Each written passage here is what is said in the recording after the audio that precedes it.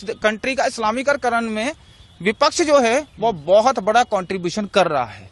कह रहे हम तो ऐसा कुछ करना नहीं है हमारे, तो ना मैनिफेस्टो में ना कुछ है, ये तो मोदी जी को डर लग रहा है, हार के डर के चक्कर में, ध्रुवीकरण के चक्कर में सारी चीजें हो। अच्छा, इनको लगता है मोदी जी ने ये सब किया है, ठीक है। मुझे एक चीज बताइए, अभी मैं पहले एक बयान सुन रहा था इनका, ये कह रहे थे जी हम जब सत्ता में आएंगे तो सीए को हटा देंगे, ठीक है। क्या आपने कभी कांग्रेस को वक्फ बोर्ड को हटाने की बात करते हुए देखा? ये कहते हैं ना हम संविधान के संरक्षण है, हम संविधान को बचाएंगे, तो संविधान में आर्टिकल 44 लिखा है यूनिफॉर्म सिविल कोड आना चाहिए, आप लाएंगे? अब तो संविधान बचाने वाले, वो तो संविधान तोड़ने वाले। तो बचाने वालों से सवाल कर रहा हूँ। कॉन्स्टिट्यूशन के आर्टिकल 48 में लिखा हुआ है कि गांव होते के ऊपर कानून बनना चाहिए, तो बनाएंगे? तो किस पार्टी की बात कर रहे हैं सर? जिसने पंजाब का टुकड़े टुकड़े कर दिए, जिसने बंगाल के टुकड़े टुकड़े कर दिए, जिसने इतना कत्लेआम किया कि मैं उसको गिनती में नहीं बता सकता। अभी जो मैंने आंकड़ा दिया थोड़ी देर पहले, कितने लोग मारे गए, अब मैं सबूत देता हूँ इसका। विल डोरेंट की किताब पढ़ लीजिए। वो विल डोरेंट आरएसएस से नहीं है, बीजेपी से नहीं है, अमेरिका राइटर है, 15 किताबें लगभग लिख चुका है। उसकी किताब पढ़िए, उसकी किताब में लिखा है 8 से 9 करोड़ हिंदुओं का कत्लेआम हुआ 1200 सालों में। मैं नहीं कह रहा। और एक चीज और बता दूं, आप उस पार्टी की बात कर रहे हैं जो 22 तारीख को राम मंदिर के कह रहे हैं कि ये बीजेपी का इवेंट, हम नहीं जाएंगे। तो क्या प्रभु श्री राम जी बीजेपी के हैं? बीजेपी जब नहीं भी थी 1980 में, उससे पहले राम जी को मानने वाला कोई नहीं था। मेरे दादाजी मानते थे, तब तो बीजेपी नहीं थी। मेरे परदादा जी मानते थे, तब तो बीजेपी नहीं थी। मेरा बाप जब पैदा हुआ तब भी बीजेपी नहीं थी।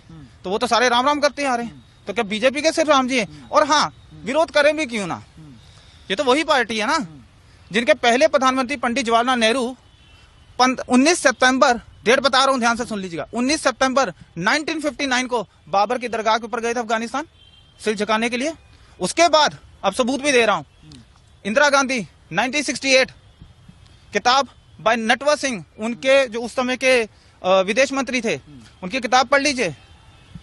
आई थिंक किताब का नाम है one life is not enough. उस किताब के अंदर एक पैराग्राफ है, उस पैराग्राफ के अंदर इंदिरा गांधी के बारे में उन्होंने क्या लिखा कि जैसे वो बाबर की दरगाह से, दरगाह नहीं बोलूंगा, उस कब्र से जैसे वो झुक के आई, तो उन्होंने एक इंग्लिश में लाइन बोली, वो क्या था? I have had the brush with our history. इसका हिंदी में अनुवाद कर देता हूं। इसका मतलब है कि आज मेरा सामना मेरे इतिहास से हुआ। कौन से इतिहास से बात कर रहे हैं? आपका बाबा से क्या लेना देना है? फिर 1976 के अंदर इंदिरा गांधी और राजीव गांधी फिर गए, और उसके बाद 2005 के अंदर ये राहुल गांधी दोबारा से बाबर के उस टॉम पे गए। तो इनकी 4 जनरेशन बाबर के सामने झुक चुकी हैं, लेकिन इनकी 4 में से एक भी जनरेशन का एक भी बंदा आज तक अयोध्या नहीं गया।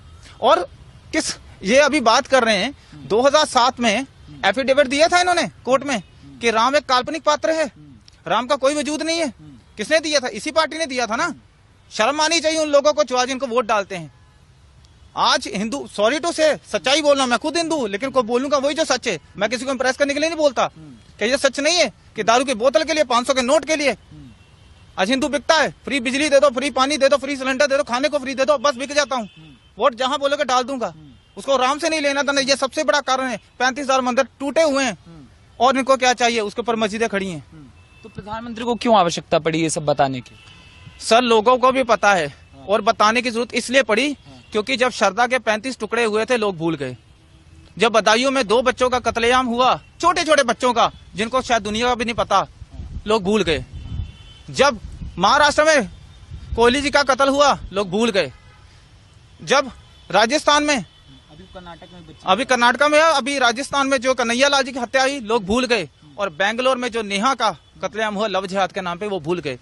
भारत के लोगों की यही बड़ी प्रॉब्लम है सर, मर भी जाते हैं, भूल भी जाते हैं। और इनको याद दिलाने के लिए किसी ना किसी को तो बोलना पड़ेगा, ताकि इनके उस मरे हुए जमीर को जगाया जा सके और इनको याद दिलाया जा सके कि ये वजूद की तुम्हारी आखिरी लड़ाई है। अगर अब नहीं जागे तो बेटा ये याद जरूर रखना कि वो दिन दूर नहीं है जब तुम लोग एक इतिहास की किताबों में से पढ़ाए जाओगे, तुम्हारा कोई वजूद नहीं बचेगा। और इसका एक इंपॉर्टेंट पॉइंट बता के खत्म कर रहा हूं।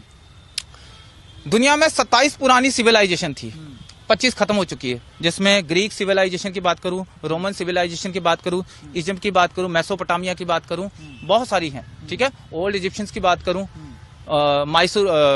माया सिविलाइजेशन की बात करूं, उसमें से 2 बची हैं। एक है भारतीय सिविलाइजेशन, एक है चाइनीज सिविलाइजेशन।